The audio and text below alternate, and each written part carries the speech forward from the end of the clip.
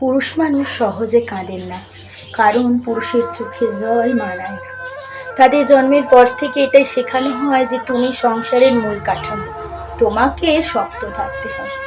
আমরা নারীরা রাগে কাঁদি, অভিমানে কাঁদি, কষ্টে কাঁদি এবং নিজের গোপন কথাটি অন্যকে বলে হালকা হয়ে যায়। এক্ষেত্রে পুরুষরা সম্পূর্ণ আলাদা, না পারে সহজে কাঁদতে এবং না পারে সহজে নিজের গোপন কথাটি অন্যকে বলতে। এজন্যই চিকিৎসা বিজ্ঞান বলেন যে নারীদের তুলনায় পুরুষদের হৃদস্ট্রোক বেশি হয়ে থাকে। পুরুষেরা রাগে, অভিমানে, কষ্টে কাঁদে না। পুরুষ কাঁদে বারবার চাকরির ইন্টারভিউ থেকে ব্যর্থ হয়ে ফিরে এলে। পুরুষ কাঁদে বাবা মার ইচ্ছে পূরণ না করতে পারলে।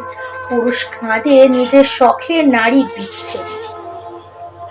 তাই তো মেয়েদের চোখের জলে ছলনা থাকলেও থাকতে পারে, পুরুষের চোখের জলে কখনো ছলনা থাকে না। পুরুষ সত্যিই কাঁদে। ইতিহাস বলে যে যে নারী পুরুষের কান্নার কারণ বা যে নারী ইচ্ছাকৃত পুরুষকে কাঁদায় সে ভবিষ্যতে কখনো বেশি সুখী হতে পারে না। এটা কোনো অভিশাপ না, এটা হলো পুরুষের দীর্ঘশ্বাস। নারীর জন্য যদি কোনো পুরুষকে কাঁদতে হয় তাহলে সেটা হয় নারীর জন্য অমঙ্গল, কারণ পুরুষের চোখের জল কোনোদিনও বিফলে যায় না। প্রকৃতিও পুরুষের চোখের জলের প্রতিদান দিয়ে থাকে। তবুও পুরুষেরা বীর। দিন শেষে পুরো সংসারের এবং নারীর বেঁচে থাকার শেষ অবলম্বন হলেন পুরুষ। পুরুষ হলেন সংসারের মেরুদণ্ড।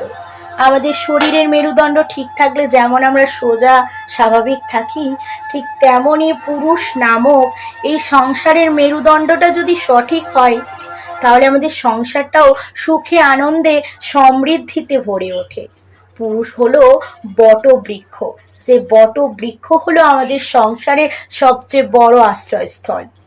পুরুষ হলো বাবা, আর বাবা কখনোই খারাপ হতে পারে না। আমাদের করা হাজারটি ভুল, তার একটি মাত্র সমাধান, সেটা হলো বাবা। তাই তো বলি, কোনো এক বা একক পুরুষের কুকর্মের ফল পুরো পুরুষ জাতিকে দেবেন না।